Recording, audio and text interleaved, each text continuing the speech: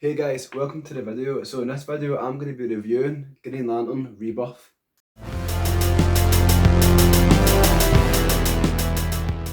So Green Lantern Rebirth is written by Jeff Jones, and for those of you that don't know, it's about Hal Jordan coming back to life after he died after becoming paralyzed a few years before.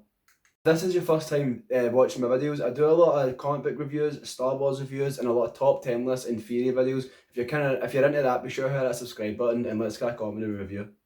So what I like about Green Lantern Rebirth is it's a good comic for people who have never read Green Lantern before or only read a wee bit, and I'll explain why in a wee second.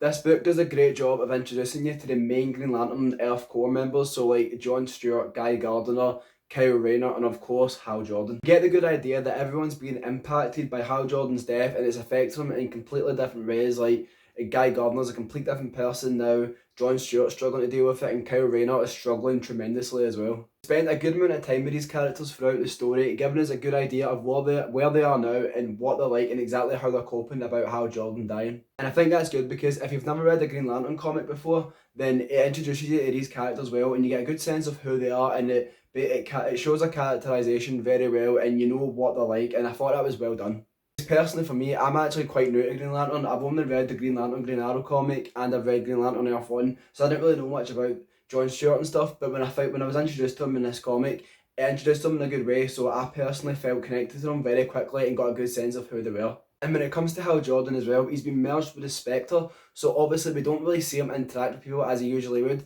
but the way he describes people and the way he reacts to people in the way he can, we do get a good idea of the close relationships he has had before he died, and I thought I'd done a good job of that, so you know what's important to him and what is at stake for him during this comic book. What I noticed as well is actually at the start of the comic we don't have that much time with Hal Jordan, and it made me realise how good the writing was, because within that short period of meeting him you get to know his relationships, you get to know his motivations and who he is within that short period of time. So it shows you it's a good way to introduce you to this character, and like I said, he is merged with the Spectre, so it gives you like a different angle from the way he like interacts with people than he would if he was alive, which obviously is contrast how he reacts later on in the comic when he meets people when he is alive. One of my favourite things in this comic is actually the friendship between Hal Jordan and Green Arrow as well, or Oliver Queen.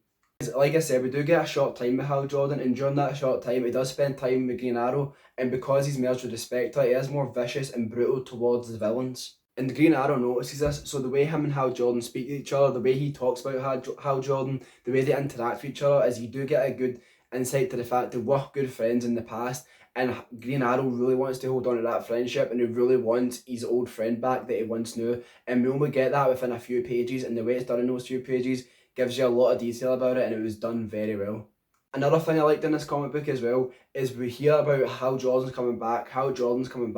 and they talk him up to be this big legend, because obviously he is a legend within the Green Lantern Corps. The way they talk about him, and as someone who's like never really read much Green Lantern before, I was getting hyped up for him coming back, and it's good because that's what I liked about it, is like it hypes you up for him coming back, you get excited and you just want him to come back now, and it was just really well written, and I was getting hyped up, I was like, come on. Also, the artwork in this comic book is insane.